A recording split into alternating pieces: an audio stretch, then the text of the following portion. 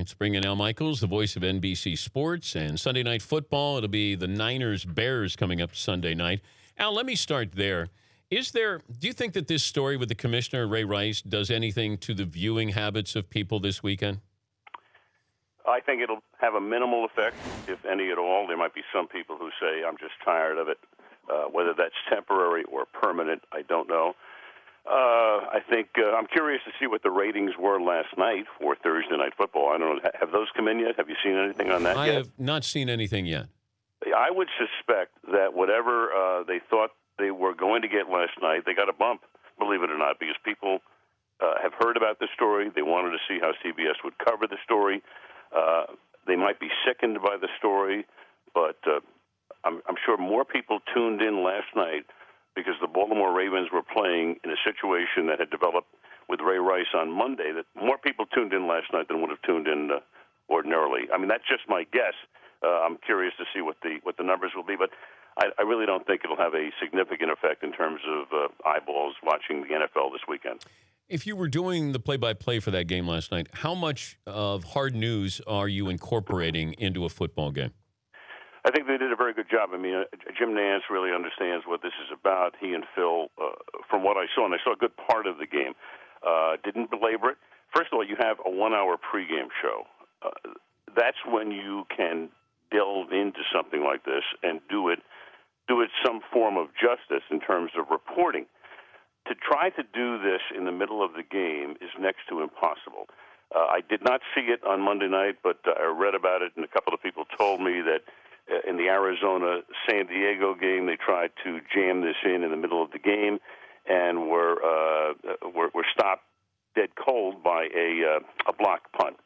I learned long ago, and we have a great crew, and obviously you know who I'm talking about, and Fred Godelli and Drew Esikoff, and I work with Chris Collinsworth. We spend a lot of time talking about, okay, where can we go? And it's not as if we're avoiding anything. We know this is a gigantic story. We get this. But it's very hard to jam it in on 2nd down and 6. It really is, because you're coming in and out of plays. Mm-hmm. You've got replays. You've got an interception. So you need to draw a timeline and say, hey, look, if it's a pregame show, we can do this. If it's halftime, we can do this. But in the middle of the game, it's almost impossible. Now, in years past, if you didn't mention this during the course of a game, television executives would be sensitive to criticism from TV critics saying, oh, they're sweeping it under the rug, they don't want to talk about it. That's not the case. You just can't do it justice in the middle of the game. CBS and the NFL Network's debut of Thursday Night Football was up 108% in ratings from last year in a comparable game, which was available only on NFL Network. So that's not a true test of it. So let's see. Overnight household rating of 13.7. Pretty good. Yeah, so. Really good. But I don't know, if Ray Rice was playing last night, then I could see people tuning in.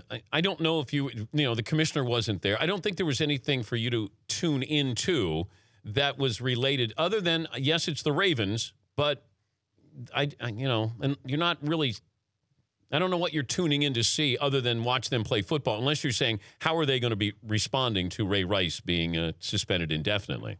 And I think that was it, Dan. I think people wanted to see how the Baltimore Ravens would play under the circumstances, maybe the crowd reaction, what it would be like. So there was a little bit of extra interest, I think, on the part of people who wanted to know, hey, wait a second, this is a very unusual circumstance. The Ravens and the league are in the crosshairs all week long.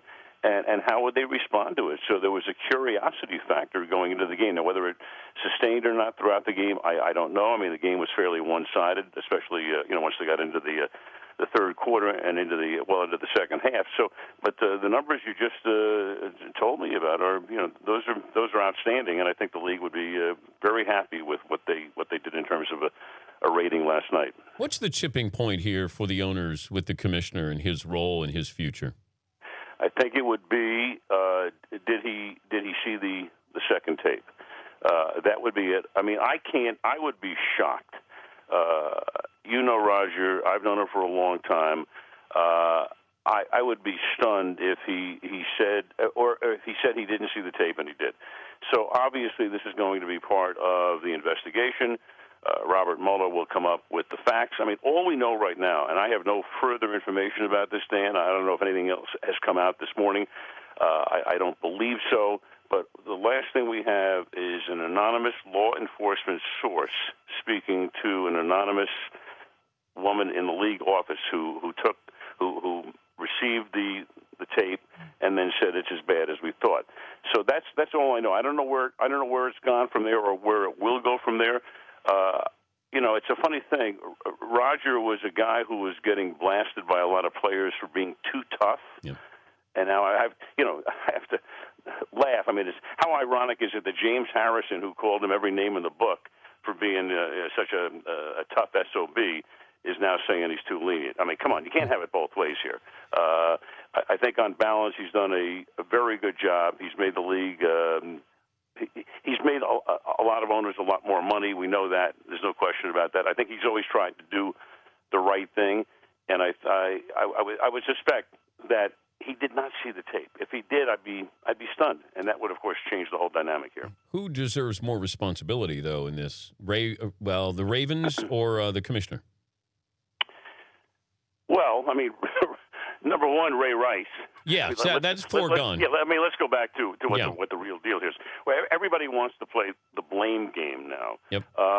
There's nothing really good that comes out of this whole thing, Dan. I'll tell you, the only thing, sometimes you have these insidious incidents and situations, and you're always looking for, is there anything good that can come out of this? There is one thing that's good that will come out of this. People now know about domestic violence to the extent they didn't think about it last week. It's always been a problem. It's a huge issue in society. It's not up to the NFL to clean it up. It's up to society to clean it up. But at least it's in the forefront now, and people realize how insidious it is and how serious it is. And that's the only, I guess, good thing that can come out of this. He's Al Michaels. He'll have Bears-Niners coming up this Sunday night as they christen the new stadium in San Francisco. Have you seen the stadium? I've seen it two-thirds built when we were there last year because the Niners practice right outside of it. But I will be looking at it with mine own eyes, Danny Boy, in about 3 hours as I fly north and take my first peek at the completed Levi's Stadium in Santa Clara, California. The toughest stadium or venue you've ever had to do play-by-play in as far as seeing the field, seeing the venue? Well, I would say Candlestick Park for football. Baseball, it was fine. You're in the mezzanine right above home plate. Football, you might, one day I think I said, we are looking down onto the Goodyear blimp because we were high above the Goodyear blimp. You couldn't see anything. So God bless and God rest Candlestick Park soul. We were talking about LaShawn McCoy. He left a 20-cent tip on his $60 bill. What is your tipping etiquette? 25 cents normally on a $60 bill. Is that what it is? I'll go that high. It's so funny. If you have horrible service, and I'm assuming that it wasn't very good for LaShawn, you don't leave anything. I mean, what are you trying to do with 20 cents? So, but doesn't that send more of a message if you leave 20 cents instead of nothing? I guess it does, and then that message goes out across the country. Yeah. You see, these days, I mean, in the old days, you could leave whatever you wanted to, and nobody would know. Now everything becomes a cause celeb. I mean, think about this. The fact that millions of people perhaps know that LaShawn McCoy left a 20-cent tip is insane. I mean, where have we come as a society? Well, Dan? what's worse, though, leaving 20 cents or letting everybody know he left 20 cents? I think he should have had a talking to with the waiter and topped over. Look, nowadays, no matter what you do, no matter where you go, you have to think that something can get out there. Where do you go these days where you don't feel as if there's a camera on you? Tell me. Do you know? Sochi? Well, Sochi, yeah. We had a lot of cameras on us in Sochi. London? Yeah. London, we had a lot of cameras on us. A lot of cameras, right. The whole world is on video right now. And anybody who sends an email these days and doesn't realize that this baby can, pop up 5 years from now is out of their mind. But when you walk out of a unless restaurant, you're the IRS, then you can get rid of all the out. What's the most you ever dropped on a dinner?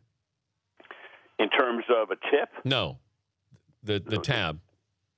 Oh, the most I ever paid for a dinner. I once picked up. I took the whole crew out. When did I do this? A couple of years ago, maybe 2,500, 3,000. Because we had a ton of people, and it was wasn't our. You know what it was when I was doing the NBA, and we had a party or dinner in San Antonio. Well, that's a good tip too. Well, I've taken the Danettes out. We were in Toronto, and the back row, Fritzy and McLovin don't drink. Yep. What is the etiquette for those who don't drink if they're going to share the bill? How does that work? How do you divvy that up if McLovin and Fritzy didn't My drink? rule is like 71.3% is what they would pay. I mean, there's no way you divvy it up that way. I mean, some guy has a hamburger and the other guy has, a $100 steak. You can't do it that way. Dan, you're the guy who should be picking up every tab. I do. You know that. That's the problem. Well, I you did.